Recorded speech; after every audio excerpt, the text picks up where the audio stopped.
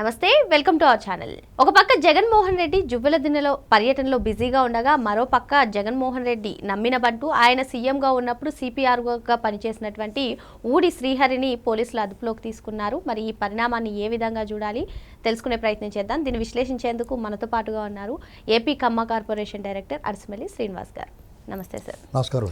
జగన్మోహన్ రెడ్డి హయాంలో సిపిఆర్ఓగా పనిచేసినటువంటి ఊడి శ్రీహరి సజ్జలకు నమ్మిన బంటు అని చెప్పుకోవచ్చు సార్. మరి చంద్రబాబు నాయుడు గారిపైన ఏ విధంగా మార్ఫింగ్ ఫోటోలు, చేతిలో కత్తి పెట్టి అసలు సోషల్ మీడియాలో ఆయన ఏ విధంగా పనిచేస్తారో మనందరికీ తెలిసిన విషయమే. మరి ఇప్పుడు కూడా వైసీపీ ప్రధాన కార్యదర్శిగా పనిచేస్తున్నటువంటి శ్రీహరిని అరెస్ట్ చేయడాన్ని ఏ విధంగా చూడాలి? మరో పక్క చూసుకున్నట్లయితే ఇది ఒక అక్రమ అరెస్ట్ అంటున్నారు. జగన్మోహన్ రెడ్డి ఈ జువ్వెలదిన్నెల పర్యటనలో కూడా బిజీగా ఉన్నారు. అసలు ఈ పరిణామాన్ని ఎలా చూడాలంటారు? ఇప్పుడు ఏమవుద్దంటే అండి, వాళ్ళు చేసిన పనులకు పరిహారం ఉంటుంది.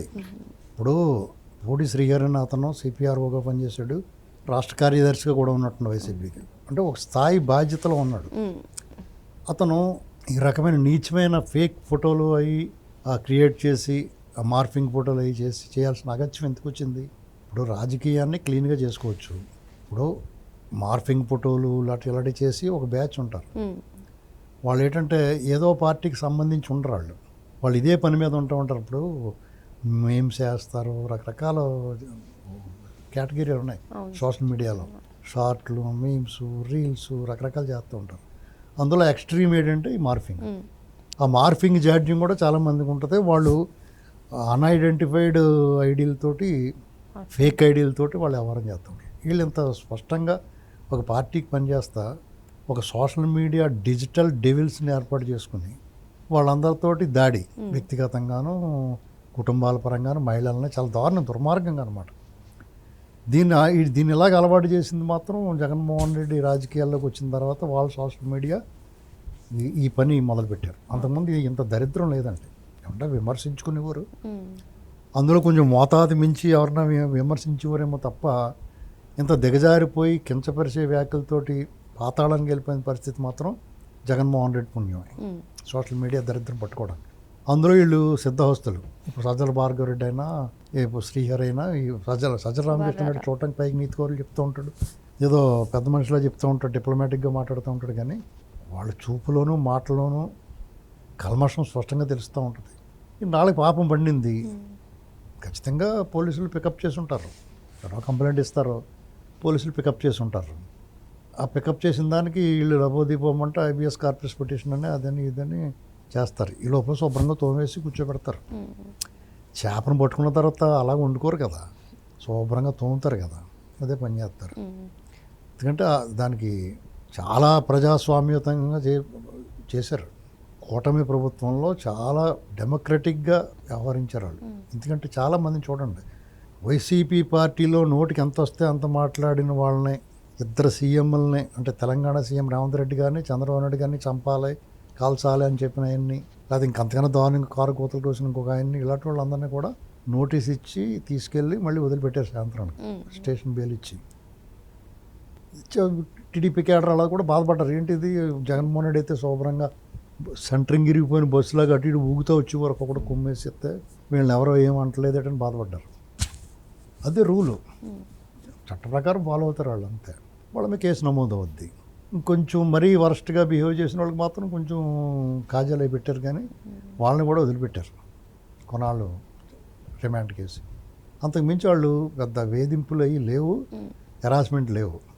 న్యాయస్థానాలు కూడా ఏం చేసినాయంటే వాళ్ళ బ్యాచ్ చాలా వరకు వాళ్ళు అరెస్ట్లు అయినప్పుడు మీరు నోటీస్ ఇచ్చి పంపించాలి, కానీ దీనికే అరెస్ట్ చేస్తారా అని అడిగిన సందర్భాలు కూడా ఉన్నాయి.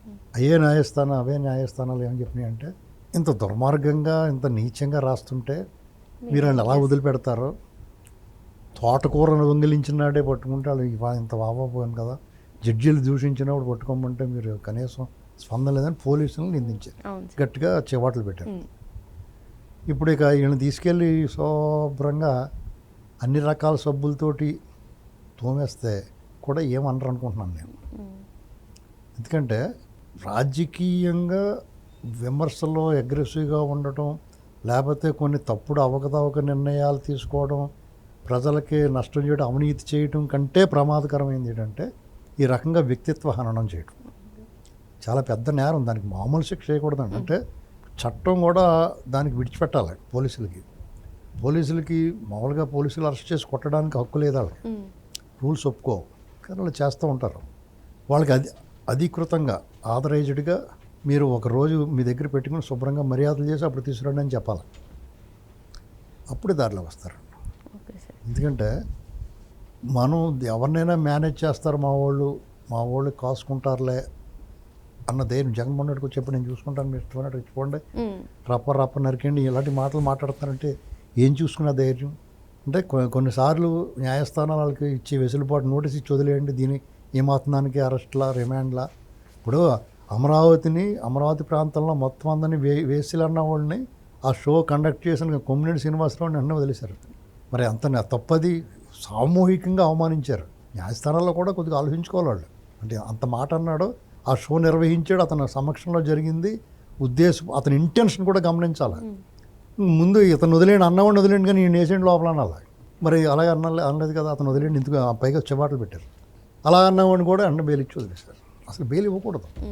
ఎందుకంటే అది సామూహికంగా ఇప్పుడు ఒక వ్యక్తిని అంటేనే పెద్ద కేసు అవుతుంది.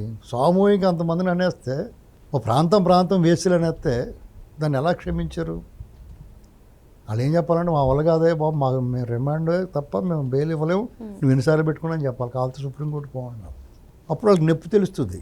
ఆ నొప్పి రావాలి వాళ్ళకి. దాని ఉద్దేశం అదే కదా, రిమాండ్ ఉద్దేశమైనా జైలు శిక్ష అయినా ఏదైనా సరే వాళ్ళలో పరివర్తన రావడం కోసమే కదా. 10 సార్లు తిరిగితే వాళ్ళకి నొప్పి తెలుస్తుందనే కదా. అది ఏమి తెలియకుండా అలాగని ఇలాగ వచ్చేస్తే అడిగి వాళ్ళలో మార్పు ఏముంటుంది? మొన్న మధ్యన ఒక అతను అలాగే తీసుకెళ్లారు, తెలంగాణ ప్రాంతం చెందిన ఒక విలేకరి పేరుతోటి, నిత్యం ఒక రాష్ట్రం మీద విషయం వస్తాడు, అతను అలా వదిలిపెట్టేశారు. వెంటనే జగన్మోహన్ రెడ్డి దగ్గరికి వెళ్ళాడు, మళ్ళీ ఆశీర్వాదం తీసుకుంటే మళ్ళీ వచ్చి మొదలెట్టాడు. దీంట్లో అంతెక్కడా, దీనికి అంతం ఎక్కడ? కాబట్టి పూడి శ్రీహరినాథన్ కన్నా సరే శుభ్రంగా బేరింగ్లు ఎక్కడెక్కడ ఉంటాయో చూసి, మోకాళ్ళ దగ్గర మాడాల దగ్గర ఉంటాయి కదా, అవన్నీ తీసి అతను జేబులో వేసి పంపించాను. సార్ మీరు అన్నట్టుగానే హైకోర్టు సీరియస్ అయింది, అంటే సజ్జల భార్గవరెడ్డి పిటిషన్ పైన అప్పుడు చేసినప్పుడు, అంటే ఒక ముఖ్యమంత్రిని అంటే 5 కోట్ల ప్రజలు అన్నట్టుగానే అన్నప్పుడు సీరియస్గా అయింది. అంటే ఇప్పుడు మరి హైకోర్టే సీరియస్గా అయింది, అసలు ఆ వ్యక్తిత్వ హననాలకు పాల్పడితే ఎవరిని వదలొద్దా అంటుంది.